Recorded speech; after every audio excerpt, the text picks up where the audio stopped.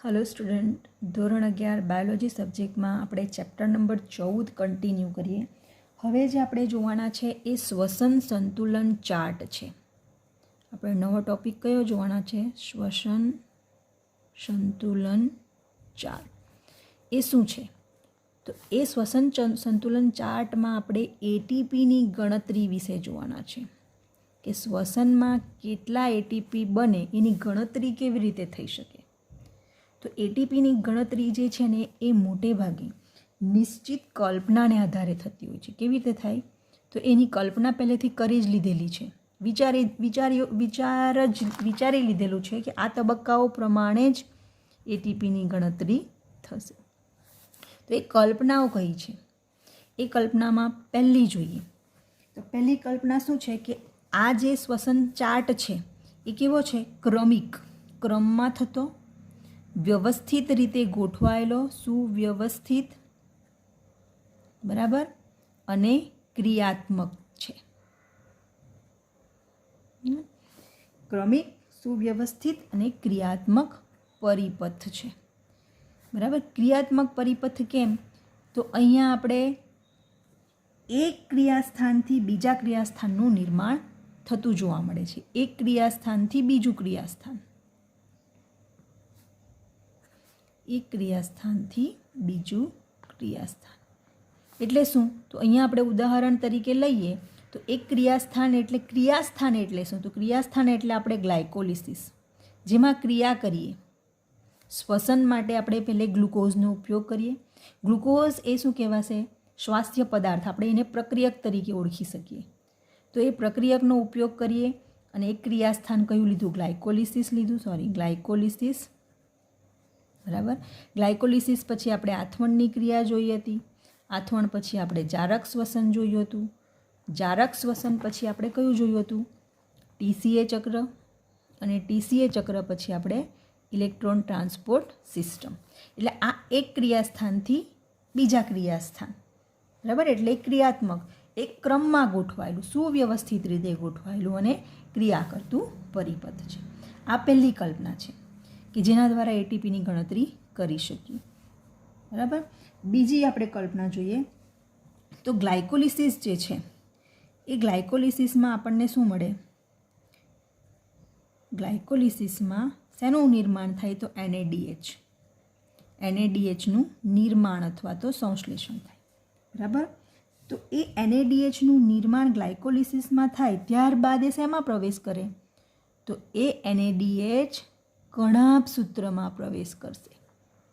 એવું થતું છે ને, ગ્લાયકોલિસિસમાંથી આપણે આથવણ જોયેલું હતું, પણ આથવણ પછી આપણે જોયેલું કે NADH જે છે એ શેમાં પ્રવેશ કરે? જારક શ્વસન માટે કણાભ સૂત્રમાં પ્રવેશ કરે। અને કણાભ સૂત્રમાં શું થાય?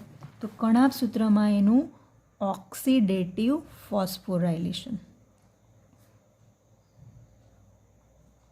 આ માટે તમારે બધા તબક્કા તમને યાદ હોવા જોઈએ કે ગ્લાયકોલિસિસમાં જે NADH નિર્માણ પામેલું એ કણાભ સૂત્રમાં પ્રવેશે અને કણાભ સૂત્રમાં એનું ફોસ્ફોરાયલેશન થાય, ઓક્સિડેટિવ ફોસ્ફોરાયલેશન થાય, બરાબર। ત્યાર પછીનો જે તબક્કો છે એ તબક્કો એવું કહેતો છે કે પરિપથમાં કોઈ મધ્યવર્તી સંયોજન જે આપણને મળે એ મધ્યવર્તી બીજા સંયોજનના નિર્માણમાં ભાગ લેતું નથી। શું છે મધ્યવર્તી?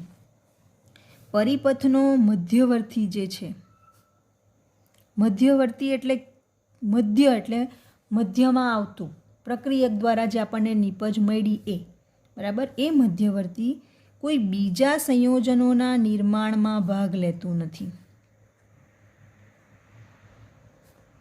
આ ફક્ત કલ્પના છે એટલું યાદ રાખજો। આ એટીપીની ગણતરી માટેની કલ્પના આપણે લીધેલી છે। આપણે ખાલી મનમાં વિચારેલું છે કે આ રીતનું આવવું જોઈએ તો આપણે એટીપીની ગણતરી કરી શકીએ, બરાબર। ભાગ લેતા નથી, પરિપથનો મધ્યવર્તી બીજા સંયોજનોના નિર્માણમાં ભાગ લેતા નથી। અને ચોથું શું કહે કે શ્વસનના પ્રક્રિયક તરીકે શ્વસનમાં ફક્ત ગ્લુકોઝનો જ ઉપયોગ થાય। શેનો? ગ્લુકોઝનો જ ઉપયોગ થાય છે। જ્યારે આપણે આગળ જોઈ ગયા કે ગ્લુકોઝ એ પ્રક્રિયક તરીકે ઉપયોગમાં લેવાય, પણ સાથે સાથે ચરબી અને પ્રોટીન પણ એવા પ્રક્રિયકો છે કે જે શ્વસનમાં ઉપયોગમાં લઈ શકાય.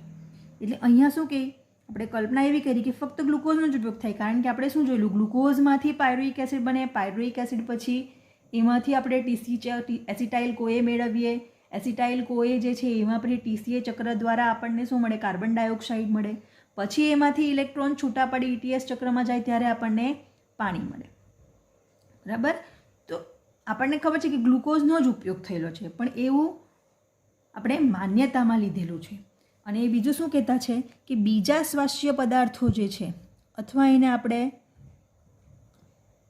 પ્રક્રિયકો તરીકે પણ ઓળખી શકીએ. બીજા શ્વાસ્ય પદાર્થો અથવા તો પ્રક્રિયકો જે છે એ કોઈ પણ મધ્યવર્તી તબક્કામાં પ્રવેશ કરતા નથી.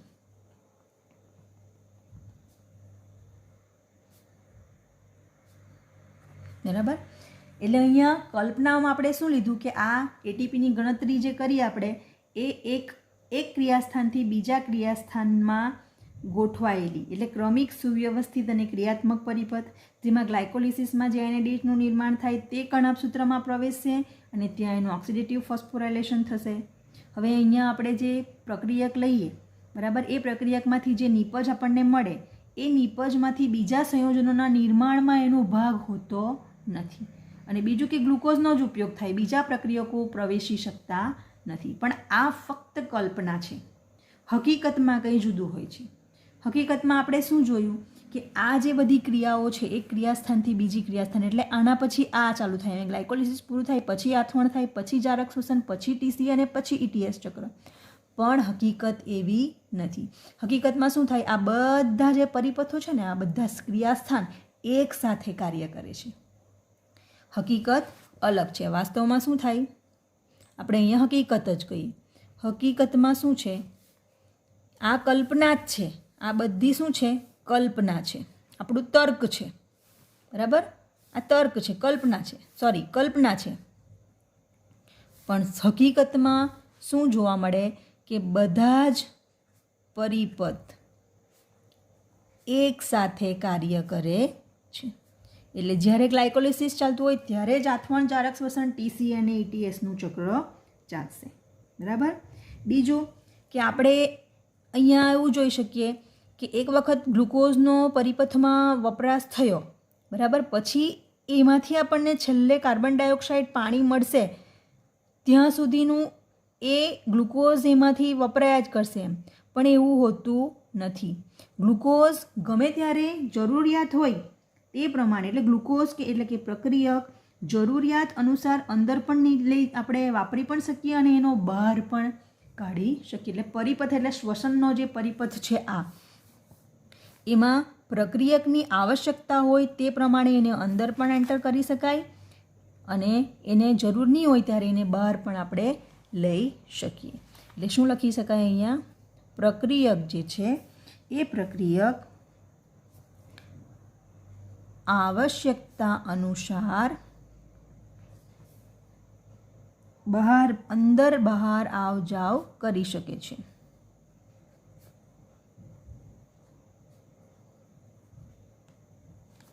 અંદર બહાર આવ જાવ કરી શકે છે. બરાબર. આ હકીકત છે.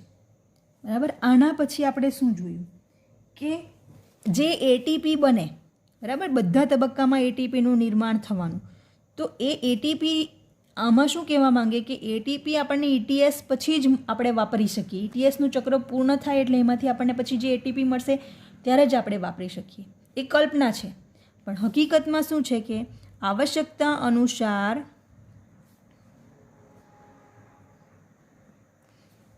ATP જે છે એનો ઉપયોગ પણ કરી શકાય છે.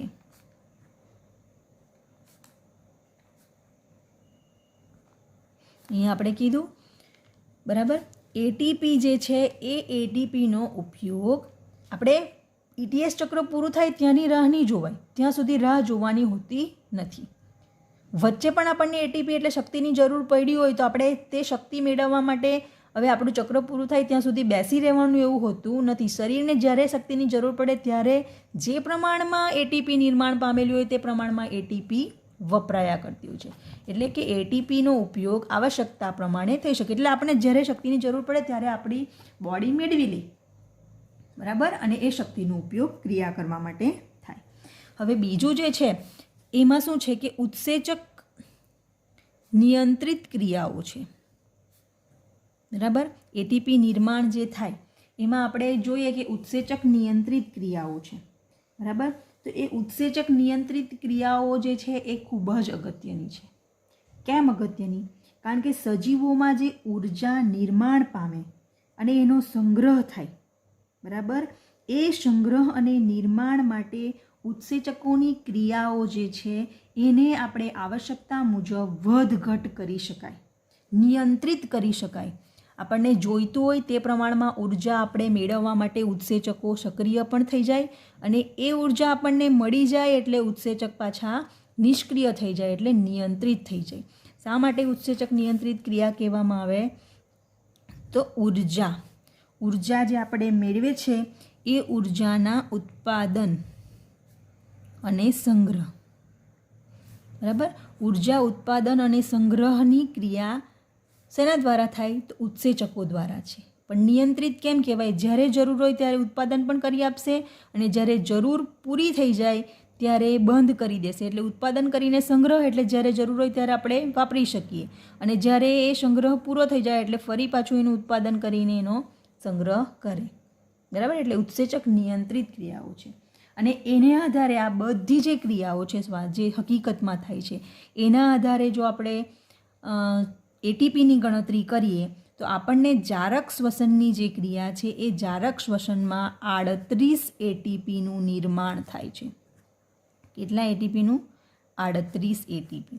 આ જે પથ છે, બરાબર, એમાં તમે જુઓ ગ્લાયકોલિસિસમાં આપણને 2 એટીપી મળેલા, 2 એટીપી વપરાયેલા, તેની સામે 2 એટીપી મળેલા, બરાબર. એટલે 2 એટીપી એ.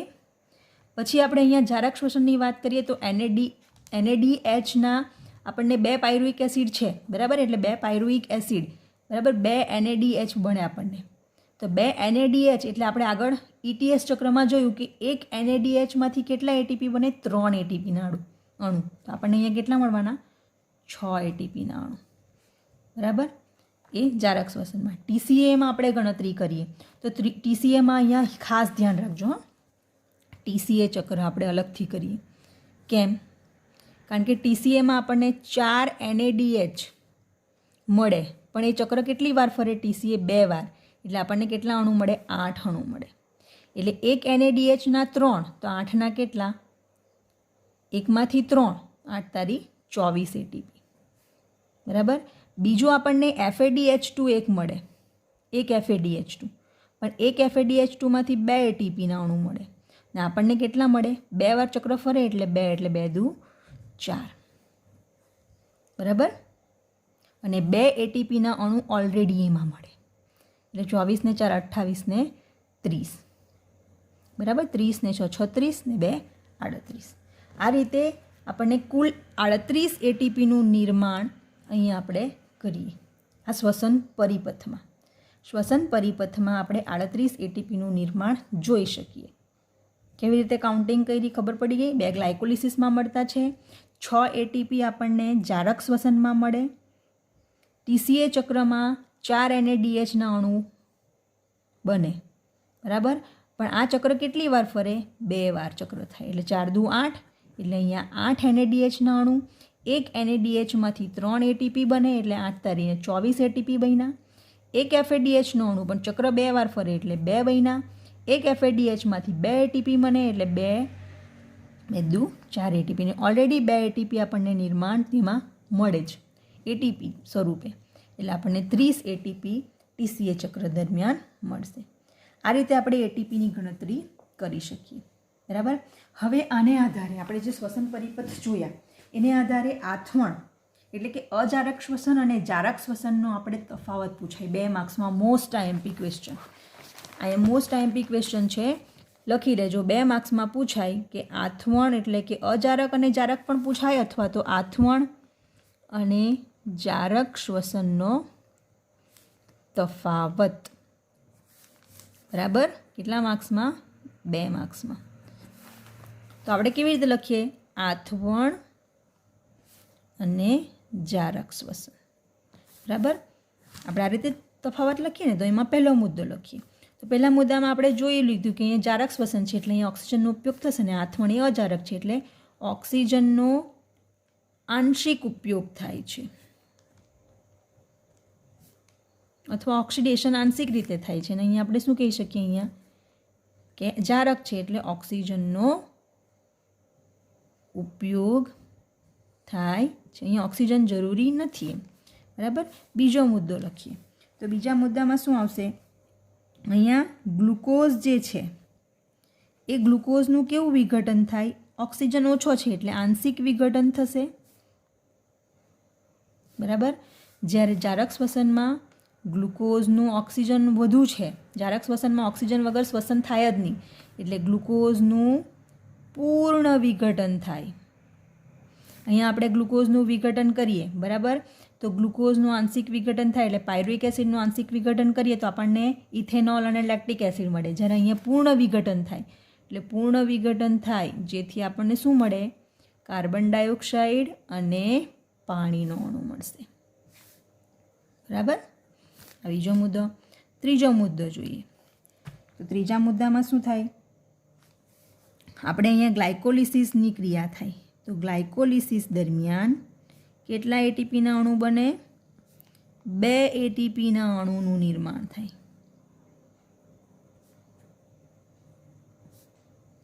જ્યારે અહીંયા આપણે શું કહી શકીએ કે જારક શ્વસનમાં ઘણા બધા એટીપીના અણુનું નિર્માણ થાય.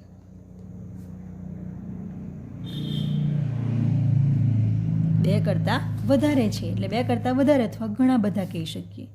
બરાબર. અને છેલ્લો મુદ્દો જોઈએ તો આથવણમાં જ્યારે NADHનું ઓક્સિડેશન થાય. બરાબર. NADHનું NAD+ ઓક્સિડેશન થાય એટલે NAD+ મળે. તો એ NAD+ જે છે બરાબર એમાં ઓક્સિડેશન જે થાય એ કેવી પ્રક્રિયા થશે? ઓક્સિજન ઓછો છે એટલે મંદ પ્રક્રિયા છે. મંદ પ્રક્રિયા દ્વારા થાય. જ્યારે અહીંયા NADHનું NAD+માં ઓક્સિડેશન એ તીવ્ર ઝડપે થાય છે અથવા તીવ્ર ગતિથી થાય છે. બરાબર. આ રીતે આપણે 4 મુદ્દા લખી શકીએ અને 4 મુદ્દાના કેટલા માર્ક્સ હોય? 2 માર્ક્સ. અહીંયા ફરી પાછું એકવાર કહું, જો આપણે 4 મુદ્દા લખીએ તો 2 માર્ક્સ. જો 3 માર્ક્સમાં ક્વેશ્ચન તમને પૂછાયો હોય તફાવતનો હંમેશા 6 મુદ્દા લખવાની વાત કરવાની. બરાબર. એટલે આ પણ એક મોસ્ટ આઈએમપી ક્વેશ્ચન છે કે આથણ અને જારક શ્વસનનો તફાવત જણાવો. હવે પછીનો જે ક્વેશ્ચન છે એ પણ આઈએમપી છે અને એ છે આપણો ઉભયધર્મી પરિપથ. શું છે? ઉભયધર્મી પરિપથ અથવા તો એવી રીતે બી પૂછાય કે એમ્ફીબોલિક પાથવે અથવા પરિપથ. બરાબર. એમ્ફીબોલિક પાથવે સમજાવો. 4 માર્ક્સમાં ક્વેશ્ચન પૂછાય. બરાબર. ઉભયધર્મી પરિપથ અથવા તો એમ્ફીબોલિક પાથવે મોસ્ટ આઈએમપી છે. આ ક્વેશ્ચન, આ જે ચેપ્ટર છે ને એ આખું જ આઈએમપી છે. 13 અને 14 તમને મેં આગળ પણ કીધું છે કે તમને નહીં સમજ પડે તો મને કોલ કરીને તમે પૂછી શકો. પણ એમ્ફીબોલિક પાથવે પણ મોસ્ટ આઈએમપી છે. પણ એને ઉભયધર્મી પરિપથ કેમ કહેવામાં આવે એ જોઈએ એ પહેલાં આપણે પ્રક્રિયક વિશે જોઈ લઈએ. પ્રક્રિયકમાં આપણે શું જોયું કે પ્રક્રિયક તરીકે આપણે કેનો ઉપયોગ કરીએ? હંમેશા અહીંયા ગ્લુકોઝનો જ ઉપયોગ થાય. અને ગ્લુકોઝ આપણને એ કાર્બોદિત સ્વરૂપ છે. કાર્બોદિત છે એ કાર્બોદિત પદાર્થ પ્રક્રિયક તરીકે શ્વસન પથમાં પ્રવેશશે અને એનું વિઘટન ગ્લુકોઝમાં થશે એટલે ગ્લુકોઝ બનાવે છે. બરાબર. આપણે કલ્પના શું કરેલી કે ગ્લુકોઝનો જ ઉપયોગ થાય પ્રક્રિયક તરીકે. પણ આપણે બીજું શું જોયું કે અહીંયા પ્રક્રિયક તરીકે બીજા કયા અણુઓ વપરાય? તો એક ચરબી અને બીજો છે પ્રોટીન. એટલે આ ચરબી અને પ્રોટીન પણ પરિપથમાં પ્રવેશ કરશે પણ એ પ્રથમ તબક્કામાં પ્રવેશ કરી શકતા નથી. પહેલાં તો ગ્લુકોઝનો જ પરિપથમાં પ્રવેશ થશે, પછીથી મધ્યવર્તી પરિપથમાં પ્રોટીન કે ચરબીનો પ્રવેશ થશે. બરાબર. એટલે પહેલે કાર્બોદિત પ્રવેશ કરશે અને ગ્લુકોઝ બનશે. બરાબર. કાર્બોદિત તરીકે ગ્લુકોઝનો પ્રવેશ થશે. હવે જો ચરબી સૌથી પહેલાં પ્રવેશ કરે, બરાબર, ચરબી જો પ્રવેશ કરે તો ચરબીનું પહેલે વિઘટન થાય, એટલે ચરબી એ ફેટી એસિડ અને ગ્લિસરોલમાં પરિવર્તિત થાય, બરાબર. ચરબી ફેટી એસિડ અને ગ્લિસરોલમાં વિઘટિત થઈ જાય, એટલે ચરબીમાંથી આપણને ફેટી એસિડ અને ગ્લિસરોલ બને. હવે જો ફેટી એસિડનો શ્વસન પથમાં પ્રવેશ કરવો હોય, બરાબર, તો ફેટી એસિડ જે છે એ સૌથી એનું પહેલાં એસિટાઇલ કોએ બનશે. એટલે એસિટાઇલ કોએ એટલે આપણું કયું આવ્યું? જારક શ્વસન. અને એસિટાઇલ કોએ પછી ટીસીએ ચક્રમાં પ્રવેશ કરે, ટીસીએ ચક્ર અથવા તો ક્રેબ્સ ચક્ર, બરાબર. જો ફેટી એસિડ ચરબીનું વિઘટન થઈ ગયું, ચરબી પ્રક્રિયક તરીકે પ્રવેશ કર્યો, પછીથી જો એ ચરબી હોય તો ચરબીમાંથી ફેટી એસિડ અને ગ્લિસરોલ બનશે, તેમાંથી ફેટી એસિડનો ઉપયોગ થવાનો હોય તો ફેટી એસિડમાંથી એસિટાઇલ કોએ બને અને એસિટાઇલ કોએ ક્રેબ્સ ચક્રમાં પ્રવેશ કરશે. હવે ગ્લિસરોલ તરીકેનો ઉપયોગ જો કરવાના હોય તો ગ્લિસરોલમાંથી પહેલે શું મળે? તો ગ્લિસરોલમાંથી આપણને ડાયહાઇડ્રોક્સી એસિટોન ફોસ્ફેટ અથવા તો PgAl મળે, બરાબર. ડાયહાઇડ્રોક્સી એસિટોન ફોસ્ફેટ અને ફોસ્ફોગ્લિસરાલ્ડિહાઇડ, 3-ફોસ્ફોગ્લિસરાલ્ડિહાઇડ એ બંને એકબીજામાં રૂપાંતરિત થઈ શકે છે જેની જરૂર હોય તે પ્રમાણે. એટલે ગ્લિસરોલમાંથી આપણને PgAl મળે. PgAl એટલે આપણો કયો પરિપથ? ગ્લાયકોલિસિસનો, બરાબર. પછી એમાંથી આપણને 3-ફોસ્ફોગ્લિસરિક એસિડ, બરાબર, એમાંથી પ્રક્રિયા થઈને આપણને છેલ્લે પાયરુઇક એસિડ મળે, બરાબર. પાયરુઇક એસિડ મળે, પાયરુઇક એસિડમાંથી પછી આપણને એસિટાઇલ કોએ અને ટીસીએ ચક્ર, બરાબર. થઈ ગયું. આ આપણે જો ગ્લિસરોલનો ઉપયોગ કરવાનો હોય શ્વસન પથમાં તો થશે.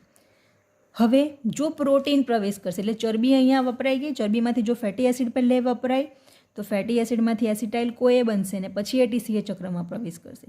જો ગ્લિસરોલનો ઉપયોગ કરવાનો હોય તો એમાંથી ફોસ્ફોગ્લિસરાલ્ડિહાઇડ એટલે આપણને પાયરુઇક એસિડ મળશે ને પાયરુઇક એસિડમાંથી એસિટાઇલ કોએ બનીને ટીસીએ ચક્રમાં પ્રવેશ કરશે. આ ચરબીના માટે થઈ ગયું. ગ્લુકોઝમાંથી આપણને ખબર છે કે ગ્લુકોઝમાંથી આપણને પ્રક્રિયાઓ દ્વારા PgAl મળે અને તેમાંથી પછી આ રીતે પ્રવેશ કરે.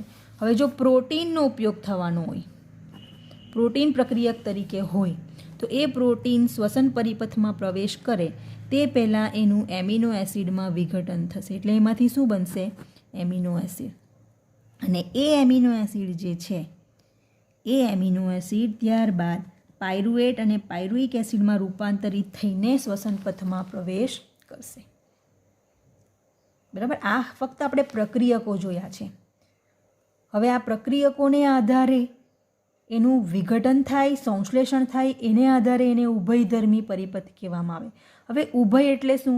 આપણે એમ ઉભયજીવી કહીએ તો શું કહીએ કે જમીન પર અને પાણી બંનેમાં હોય તેને કહેવામાં આવે. તો અહીંયા ઉભયધર્મી છે, તો અહીંયા વિઘટન અને સંશ્લેષણ એ પ્રક્રિયાઓને આધારે આ નામ આપવામાં આવેલું છે. તો એ જોઈએ કેમ એને ઉભયધર્મી કહેવામાં આવે તે પહેલાં આપણે જોઈએ કે જે વિઘટન થાય ને, વિઘટન થાય એ પ્રક્રિયાને શું કહેવામાં આવે? તો એને અપચય ક્રિયા કહેવામાં આવે. કોઈ પણ પદાર્થનું વિઘટન થાય તો એ અપચય ક્રિયા કહેવાય. અને સંશ્લેષણ થાય એટલે કે નિર્માણ પામે તો એ પ્રક્રિયાને ચય પ્રક્રિયા કહેવામાં આવશે, બરાબર. એટલે ચય અને અપચય એ બંને ક્રિયા અલગ છે. ચયમાં નિર્માણ પામશે કોઈ પણ સંયોજન અને સંયોજનનું વિઘટન થાય તો એ અપચય ક્રિયા કહેવાય. જેમ કે અહીંયા આપણે જોઈએ ચરબીનું વિઘટન ફેટી એસિડ અને ગ્લિસરોલમાં થયું, બરાબર. તો ચરબી વિઘટિત થઈ એટલે આ અપચય ક્રિયા કહેવાય. પરંતુ ફેટી એસિડમાંથી ફરી ચરબીનું નિર્માણ કરવું એ સંશ્લેષણની ક્રિયા કહેવાય. હવે આ કેવી રીતે વિઘટન અને સંશ્લેષણની ક્રિયા આ પથમાં શ્વસન પથમાં થાય એ જોઈએ. તો અહીંયા આપણે એ તો આપણને ખબર પડી ગઈ કે કોને વિઘટન થઈ એ પ્રક્રિયા અપચય ક્રિયા કહેવાય, બરાબર. તો અહીંયા આપણે શ્વસન પરિપથ જે જોયો એ શ્વસન પરિપથમાં બધે જ આપણે મોટે ભાગે શું કર્યું? પ્રક્રિયક જે પ્રવેશ કરે એનું વિઘટન થાય, ગ્લુકોઝનું વિઘટન થઈને પાયરુઇક એસિડ મળ્યું, બરાબર. એ વિઘટન થયું કહેવાય. તો એ આપણી અપચય પથ કહેવાય. એટલે શ્વસન પથ મોટે ભાગે અપચય પથ તરીકે જ ઓળખાય, બરાબર. શ્વસન પથ એ અપચય પથ તરીકે ઓળખાય. બરાબર. અને આ બધા જ પ્રક્રિયકો જે છે, ચરબી, પ્રોટીન કે કાર્બોદિત, એ કેમ પથમાં પ્રવેશ કરે? તો ઉર્જા મેળવવા માટે. આપણને શક્તિ જોઈએ, આપણે એટીપીનું નિર્માણ કરવાનું છે. એ એટીપીના નિર્માણ કરવા માટે આ બધા જ પ્રક્રિયકો શું કરે? પ્રક્રિયકો એટીપીના નિર્માણ અથવા તો આપણે એને ઉર્જાના નિર્માણ માટે પથમાં પ્રવેશ કરે છે એમ કહીએ. બરાબર. પણ પથમાં પ્રવેશ કેવી રીતે કરે? બરાબર. પથમાં કેવી રીતે પ્રવેશ કરે? તો આના માટે આપણે જોયું તેમ અપચય અને ચય એટલે વિઘટન થાય અને સંશ્લેષણ થાય, એ આપણે ક્રિયા જાણવી પડે. ઉદાહરણ તરીકે આપણે અહીંયા ફેટી એસિડ છે. બરાબર.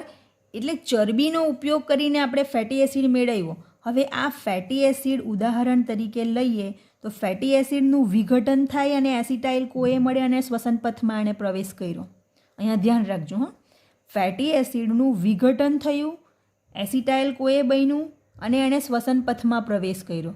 એટલે આ ક્રિયા આપણી અપચય ક્રિયા કહેવાય, અથવા અપચય પથ થયો ફેટી એસિડમાંથી એસિટાઇલ કોએ.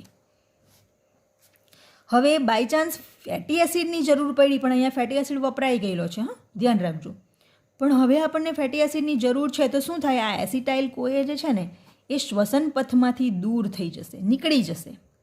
શ્વસન પથમાંથી દૂર થયો એટલે ફરી પાછું એ ફેટી એસિડમાં રૂપાંતરિત થશે.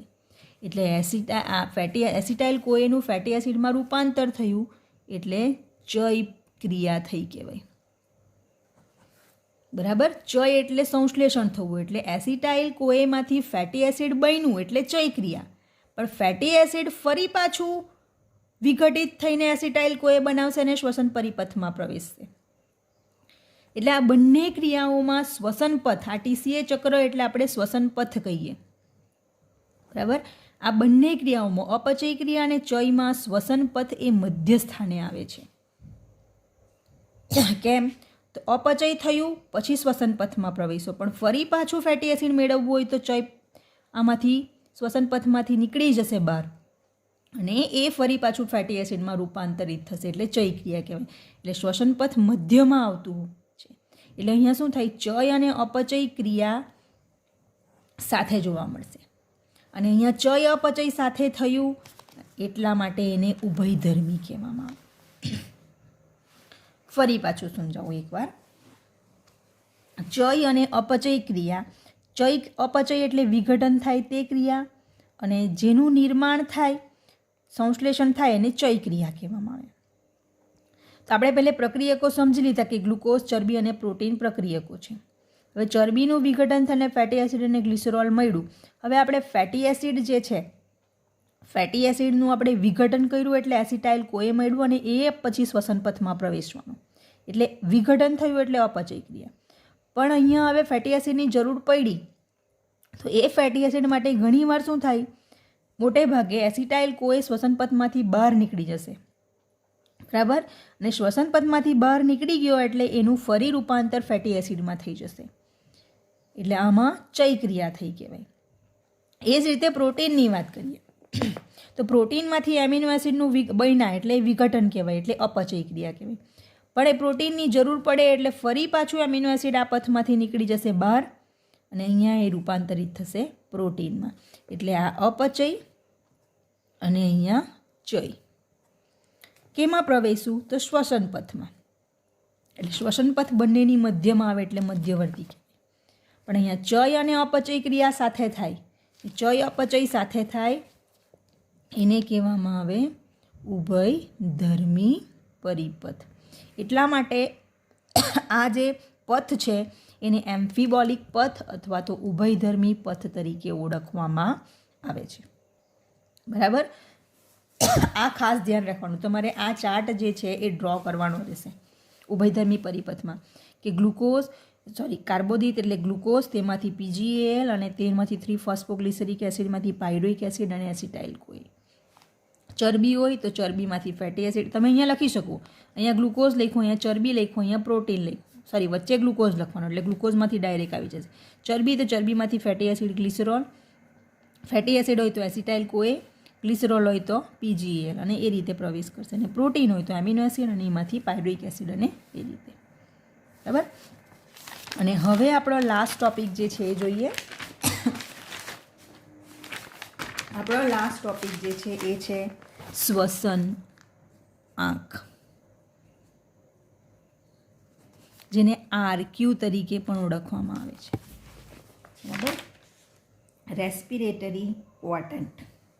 બરાબર. રેસ્પિરેટરી ક્વાડ્રન્ટ કહેવામાં આવે. તો શ્વસનાંક મેળવવા માટે, RQ મેળવવા માટે આપણને શું જાણતા હોવા જોઈએ? Sorry, respiratory quadrant. તો રેસ્પિરેટરી ક્વાડ્રન્ટ મેળવવા માટે આપણે શું જાણતા હોઈએ કે શ્વસન દરમિયાન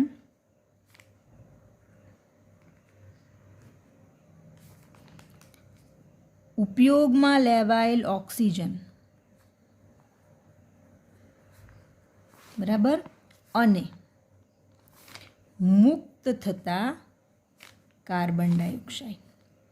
બરાબર. એટલે આપણે શ્વસન દરમિયાન કેટલા ઓક્સિજનનો ઉપયોગ કરેલો છે અને કેટલા કાર્બન ડાયોક્સાઇડના અણુઓ મુક્ત થતા છે એ આપણે જાણતા હોવા જોઈએ. તો એને આધારે એનું એક સૂત્ર આપેલું છે. એ સૂત્ર છે, એમાં આવશે મુક્ત થતા કાર્બન ડાયોક્સાઇડનું કદ ભાગ્યા વપરાયેલા અથવા તો ઉપયોગમાં લેવાયેલા ઓક્સિજનનું કદ. આપણને ખબર હોય કે કેટલા ઓક્સિજનનો ઉપયોગ થયો અને કેટલા કાર્બન ડાયોક્સાઇડ મુક્ત થયો, તો આપણે એનો શ્વસનાંક ગણી શકીએ. બરાબર. શ્વસનાંક શ્વાસ્ય પદાર્થોનો કરવામાં આવે. ઉપયોગમાં આપણે કયા પ્રક્રિયકો, મેં તમને આગળ પણ કીધું છે કે પ્રક્રિયકો એટલે જ શ્વાસ્ય પદાર્થ. તમે પ્રક્રિયકો કયા ઉપયોગમાં લીધા છે? જો કાર્બોદિત પ્રક્રિયક તરીકે હોય તો તેનો શ્વસનાંક 1 હોય છે. કેટલો હોય? 1 હોય છે. કેવી રીતે ગણતરી કરી? તો કાર્બોદિત એટલે કે આપણે ગ્લુકોઝ C6H12O6 એનો ઉપયોગ કરીએ, ઓક્સિડેશન કરીએ એટલે આપણને કાર્બન ડાયોક્સાઇડના 6 અણુ મળે, 6 પાણીના અણુ મળે, પ્લસ ATP એટલે કે ઉર્જા મળે. અહીંયા કેટલા ઓક્સિજન ઉપયોગમાં લેવાયા? 6 અણુ, અને કાર્બન ડાયોક્સાઇડના કેટલા? 6. એટલે આપણો RQ કેટલો આવશે? મુક્ત થતા કાર્બન ડાયોક્સાઇડ 6 અને વપરાયેલા ઓક્સિજન 6, એટલે આપણને કેટલો મળે? 1. એટલે કાર્બોદિતનો શ્વસનાંક 1 છે. હવે જો ચરબીનો ઉપયોગ થયેલો હોય, ચરબી પ્રક્રિયક તરીકે વપરાતી હોય, તો એનો 1 કરતાં ઓછો હોય છે. બરાબર. એના માટે સમીકરણ પૂછે. તો સમીકરણ માટે એનું ટ્રાયપામિટીન એટલે કે આપણે તેલનું સમીકરણનું સૂત્ર લેવું પડે. C15H98O6 એના 2 અણુઓ, એનું 145 ઓક્સિજનના અણુઓ સાથે પ્રક્રિયા થાય ત્યારે આપણને 102 કાર્બન ડાયોક્સાઇડના અણુઓ, 98 પાણીના અણુઓ અને ATP મળે. તો અહીંયા આપણે RQ કેટલો શોધી શકીએ? 102 અણુ વપરાયા અને 102 મુક્ત થયા અને 145 વપરાયા, એટલે 0.7. એટલે ચરબીનો 1 કરતાં ઓછો કેટલો આવશે? 0.7. અને એ જ રીતે પ્રોટીન હોય તો પ્રોટીનનો આવે છે 0.9 જેટલો. તમને આ 2 સમીકરણ પૂછી શકાય. 1 માર્ક્સમાં પૂછવું હોય તો કાર્બોદિતનું શ્વસનાંક સમજાવતું સમીકરણ દર્શાવો, તો તમારે કાર્બોદિત, અને ચરબી માટે પૂછે અથવા તેલ માટે પૂછે તો તમારે આ લખવાનું. અને આ આખો ક્વેશ્ચન જે છે એ 3 માર્ક્સમાં પૂછાશે. કેટલા માર્ક્સમાં? 3 માર્ક્સમાં. એ શ્વસનાંક સમજાવો. અહીંયા એક ખાસ ધ્યાન રાખવાનું કે આપણે પ્રક્રિયક તરીકે કંઈ કાર્બોદિતનો જ, ખાલી ચરબીનો જ છે, ખાલી પ્રોટીનનો જ ઉપયોગ કરતા નથી. 1 કરતાં વધારે પ્રક્રિયકો શ્વાસ્ય પદાર્થ તરીકે આપણે ઉપયોગ કરીએ શ્વસન પરિપથમાં. પણ કોઈ પણ દિવસ શુદ્ધ પ્રોટીન કે શુદ્ધ ચરબીનો ઉપયોગ થઈ શકતો નથી શ્વસન પરિપથમાં. શુદ્ધ પ્રમાણમાં એનો ઉપયોગ થઈ શકતો નથી. બરાબર. આ ખાસ ધ્યાન રાખવાનું. તો અહીંયા આપણું ચેપ્ટર પૂરું થાય છે. Thank you.